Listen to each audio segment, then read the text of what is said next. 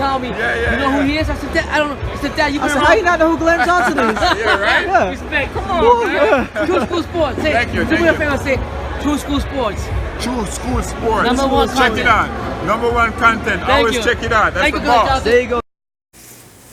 Hey, what's going on? It's your boy BT, and I came here to talk some boxing with the thousands of True School Sports subscribers. Now, before we proceed any further, make sure you guys smash that bell notification down below so you can get all the videos and interviews and coverage here on True School Sports, because there are a lot of things that do come out here, and I don't want you guys to miss anything. So do yourself a favor and hit that bell icon so you can get all the videos the minute they come out here on True School Sports. Now, let's talk about Guillermo Rigondeaux, because Guillermo Rigondeaux, he's coming off one this past weekend, where he fought Liborio Solis, and he captured the WBA bantamweight title. And now that he's captured that title, there's a lot of talk about him potentially fighting Naoya the Monster Inoue, and it's not really coming from boxing fans as much as it's coming from him, the source himself.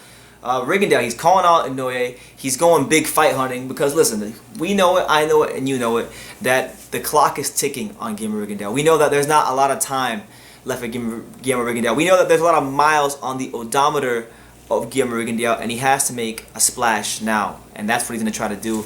He's been calling out, the Japanese world champion to a big fight, and I'm gonna give you guys the quotes right here. So here's what Rigondeaux said following his big win over Solis. He said, I quote, "Let's go monster hunting.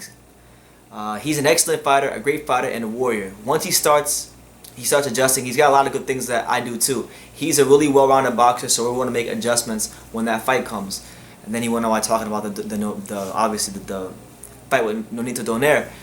He said that was a great fight, two great fighters. That was really tough for Inoue because Nonito was a great fighter. Bob Arum has Al Haymon's number. He's the one that's stopping things. Mr. Arum knows. He knows what happens to his fighters when they face me.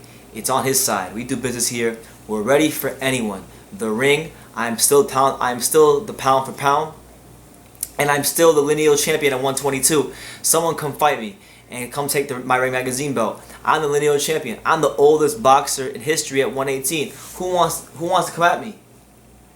And that's pretty much what he said. Now, listen, Rigondeaux is making all intentions known. Like, he wants all the smoke. He wants to fight with Inoue. And listen, I find this very interesting because Rigondeaux,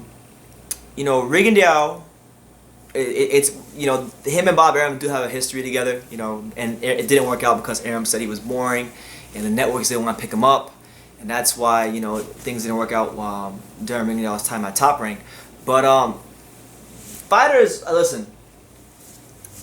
aren't exactly jumping up to fight Rigondeaux, and I have a hard time seeing Arum putting Inoue in with Rigondeaux in this calendar year for a couple of reasons. Number one, when he fights Casemiro on April 25th, that'll be his first fight with ESPN in America. Not his first American fight because he made his HBO debut a couple years ago and he fought Antonio Nieves, but this is his first fight under the Top Rank banner in America. And they didn't even give him a soft touch. They gave him Casemiro, and Casemiro is a straight dog. So there's no guarantees that that he'll come out of that fight. Even if he does come out of that fight, there's a good chance that he's going to get lumped up a bit because Casemiro is a freaking beast. So you wouldn't think that he's going to throw in there with Rigondeaux right after. But Arum has, in recent times worked Rigondeaux. I mean, in 2017, in December of 2017, he had Lomachenko fight Rigondeaux, but that was different because that was a calculated risk. Rigondeaux was coming up a two-weight class to fight Lomachenko, so the odds favored Lomachenko. So Arum, of course, wouldn't mind taking that calculated risk because the odds were in his favor, and he believed Lomachenko can win. And fair play, Lomachenko, he did win in sensational fashion. But this is a lot different. This is a lot different because Inoue would have to fight this guy coming out the heels more than likely of a big fight, because we know Rigondeaux has got a lot of miles on tank. So I'm not gonna lie to you, I want to see it because I'm gonna say this. I wouldn't mind seeing it because Rigondeaux does have a reputation in boxing for being a boring fighter, but I think he's only a boring fighter when you put him in there with people who are below his level. Like if you go back in his career and you look at when he fought Drian Francisco, then he was boring, because Drian Francisco and guys like that, they had nothing for him. But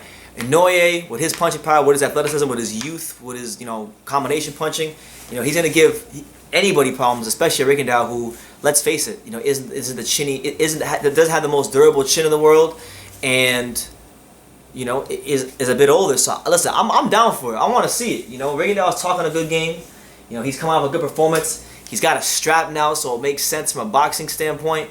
But will it make sense from a business standpoint? Because many times in boxing, we know that the business of boxing and the sport of boxing, a lot of times they don't align. So, you know, it's a good fight. You know, you got the southpaw counter-punching style of Guillermo Rigondeaux, you know, the crazy athleticism, the footwork. You know, I think that will have to be on full display if he fights Inoue. And then you have Inoue, who seems to be getting better with every fight. And on many people's pound for pound list, he's either number 1 or number 2. You know, he's that good right now. So, you know, I think it could be Rigondeaux's last chance at greatness in boxing. And I mean, he's a great fighter, but I'm saying his career, due to inactivity and just not getting enough big fights, has been a bit of a disappointment in the professional ranks. But this could be his last chance at glory, and it could be Inoue's chance to really take his resume from here to here.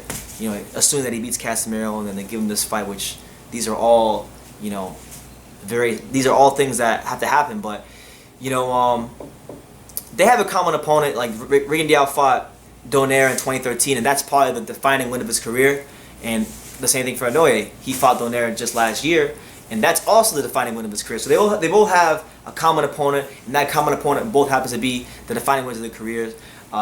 They both have titles at 118. I don't see why they can't happen. So you know what? Make the damn fight. We want to see Rigondeaux. We want to see Inoue. I want to see if Rigondeaux could actually put Inoue and ask him serious questions of him.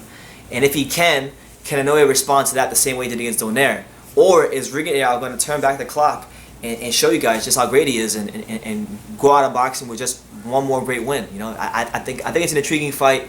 I love the way he's talking. I love the way he's acting. And I say make the fight, man. Make the fight. If Rigondeaux wants to fight, give it to him, because I don't think Inoue will duck the fight.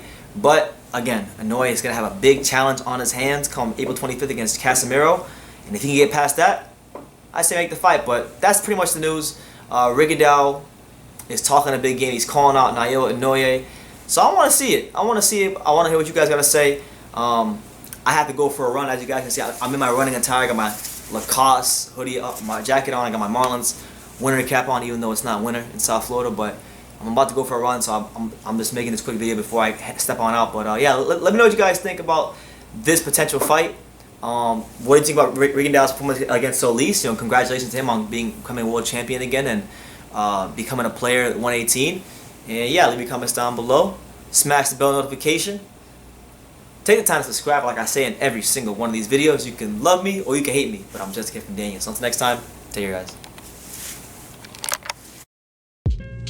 This is Chick Shane Mosley, and you're watching True School Sports.